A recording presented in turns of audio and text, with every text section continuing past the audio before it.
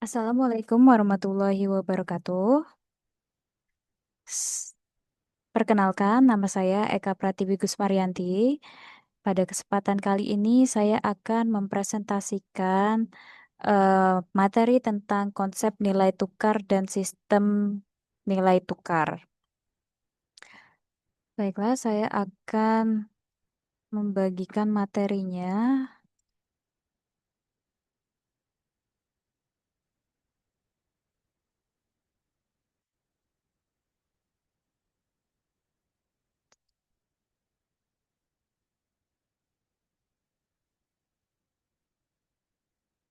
Baiklah, presentasi kali ini saya lakukan guna menyelesaikan UAS Ekonomi Makro pada Universitas Cyber Asia. Jadi di sini saya akan membahas tentang konsep nilai tukar dan sistem nilai tukar. Jadi tujuan pembelajaran materi ini ada empat. Yang pertama adalah memahami pengertian nilai tukar atau exchange rate. Yang kemudian itu mengetahui jenis-jenis nilai tukar. Kemudian menjelaskan sistem nilai tukar yang digunakan oleh negara kita. Kemudian menyajikan contoh perubahan nilai tukar dan dampaknya. Sebelum kita masuk ke materi, kita harus memahami terlebih dahulu apa itu nilai tukar. Jadi nilai tukar adalah harga satu mata uang terhadap mata uang lain. Nah, di sini contohnya misalnya satu USD atau satu US dollar itu adalah sama nilainya dengan 15.500 rupiah. Yang artinya satu dolar Amerika Serikat itu dapat ditukarkan dengan 15.500 rupiah Indonesia. Nah, jenis-jenis nilai tukar. Jadi ada tiga. Yang pertama itu nilai tukar nominal. Jadi nilai tukar nominal ini adalah nilai tukar yang berlaku secara resmi dan dinyatakan dalam satuan mata uang asing per satuan mata uang domestik. Ya, seperti yang sudah saya jelaskan tadi, satuan mata uang asing itu contohnya USD per satuan mata uang domestik yaitu Indonesia rupiah. Kemudian yang kedua itu nilai tukar real. Nilai tukar real ini adalah nilai tukar yang mengukur daya beli relatif antar mata uang dengan mempertimbangkan perbedaan tingkat harga atau inflasi antara dua negara. Dan yang terakhir itu adalah nilai tukar efektif. Nilai tukar efektif ini adalah indeks nilai tukar terhadap beberapa mata uang mitra dagang utama yang menunjukkan kinerja nilai tukar secara keseluruhan.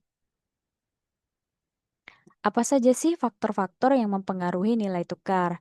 Nah, ada lima. Yang pertama itu adalah inflasi. Jadi, inflasi ini sangat mempengaruhi nilai tukar karena semakin tinggi inflasi suatu negara, maka nilai tukar atau uangnya itu cenderung terdepresiasi atau menurun. Kemudian, neraca pembayaran. Nah, neraca pembayaran ini mempengaruhi karena surplus itu mendorong penguatan mata uang, sementara defisit menyebabkan pelemahan. Nah, kemudian yang selanjutnya itu adalah spekulasi pasar. Jadi, spekulasi pasar ini mempengaruhi harapan terhadap kondisi ekonomi masa depan dapat memicu fluktuasi nilai tukar. Kemudian yang keempat itu adalah suku bunga. Jadi, suku bunga tinggi ini menarik investor asing dan meningkatkan permintaan mata uang. Dan yang terakhir itu adalah intervensi pemerintah. Jadi, bank sentral dapat membeli atau menjual valuta asing untuk mempengaruhi nilai tukar.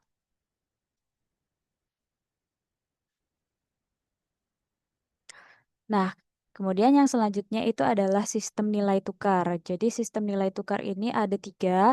Yang pertama itu sistem nilai tukar tetap atau fixed exchange rate.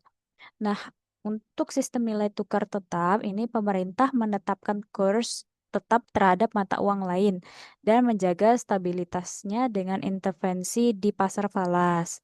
Nah, jadi sistem nilai tukar tetap ini digunakan untuk mencegah fluktuasi nilai tukar dan memberi kepastian dalam perdagangan internasional. Nah, contohnya itu sistem Bretton Woods, Arab Saudi. Nah, kemudian untuk sistem nilai tukar mengambang atau floating exchange rate, Nilai tukar ini ditentukan oleh kekuatan pasar berdasarkan permintaan dan penawaran. Jadi sistem ini mengalami fluktuasi yang tinggi namun mencerminkan kondisi ekonomi secara alami. Contoh negara yang menggunakan sistem ini adalah Amerika Serikat dan Uni Eropa. Kemudian yang selanjutnya, yang terakhir itu adalah sistem nilai tukar mengambang terkelola atau managed floating. Jadi, pemerintah membiarkan nilai tukar mengambang namun tetap melakukan intervensi untuk menjaga stabilitas ekonomi. Tujuannya itu untuk menyeimbangkan fleksibilitas pasar dengan kontrol pemerintah.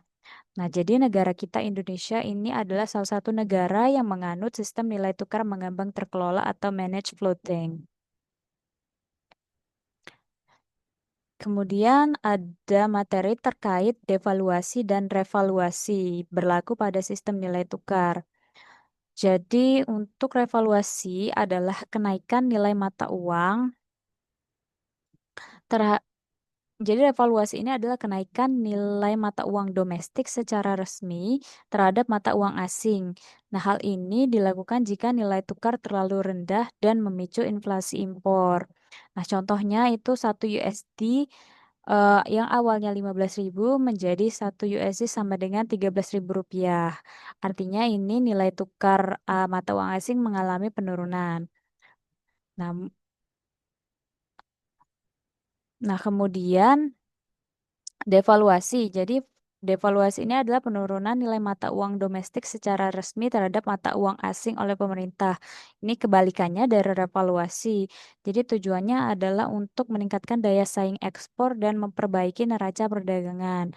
Nah, contohnya 1 USD yang awalnya hanya 10.000 rupiah menjadi 12.000. Artinya, mata uang asing ini mengalami peningkatan dan mata uang domestik ini mengalami penurunan.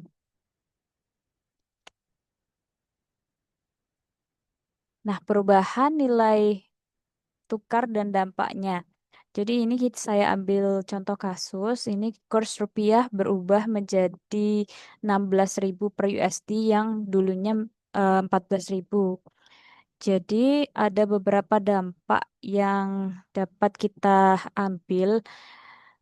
Nah, yang pertama itu ekspor meningkat. Jadi produk dalam negeri menjadi lebih murah bagi pembeli luar negeri. Nah, yang kedua itu impor mahal. Nah, di sini bisa kita artikan barang dari luar negeri menjadi lebih mahal dan menurunkan konsumsi impor. Kemudian yang selanjutnya itu potensi inflasi naik. Jadi potensi inflasi naik ini kenaikan harga barang impor memicu kenaikan harga-harga secara umum dan utang luar negeri meningkat karena nilai utang dalam mata uang asing menjadi lebih mahal dalam rupiah.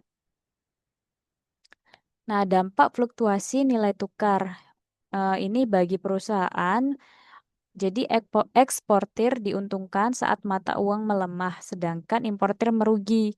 Kemudian ya dampak bagi konsumen, barang impor menjadi lebih mahal saat kurs melemah, sehingga mempengaruhi daya beli.